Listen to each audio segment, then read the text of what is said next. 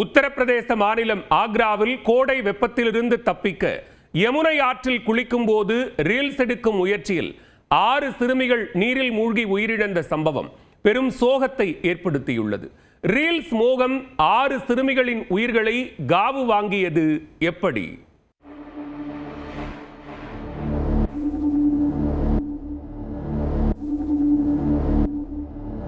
ஆறு சிறுமிகள் யமுனை ஆற்றில் மூழ்கி பரிதாபமாக உயிரிழப்பதற்கு முன் ஆபத்தை உணராமல் ரீல்ஸ் எடுத்துக் கொண்டிருந்த காட்சிகள்தான் இவை. தன்னிலை மறந்து ரீல்ஸ் வீடியோ எடுத்த சிறுமிகள் தங்களது இன்னுயிரை இழந்த சோக சம்பவத்தின் பின்னணி என்ன?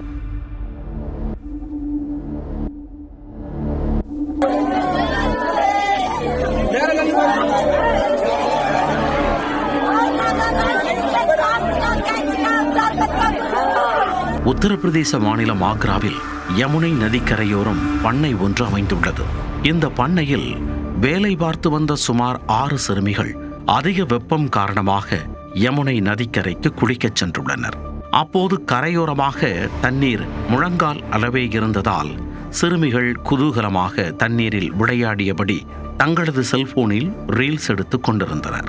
இதனையடுத்து நீரின் ஆழமான பகுதிக்கு சென்று ரீல்ஸ் எடுக்கலாம் என சிறுமிகள் முயன்றுள்ளனர். அப்போது அவர்களில் ஒரு சிறுமி மட்டும் உற்சாக மிகுதியில் ஆபத்தை உணராமல் நதியின் ஆழமான பகுதிக்கு சென்று விட்டார்.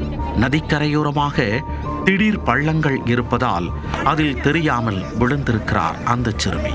இதை பார்த்து பதறிப்போன மற்ற சிறுமிகள் அவரை காப்பாற்றுவதற்காக சென்று அவர்களும் நீருக்குள் இருந்த பள்ளங்களில் சிக்கிக் கொண்டனர். இப்படியாக ஒருவர் பின் ஒருவராக 6 சிறுமிகளும் ஆற்று நீரில் மூழ்கி பரிதாபமாக உயிரிழந்தனர்.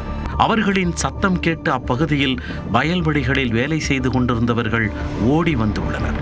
இந்த தகவல் பரவியதும் பதற்றமடைந்த உள்ளூர் மக்கள் சம்பவ இடத்தில் குவிய ஆரம்பித்தனர்.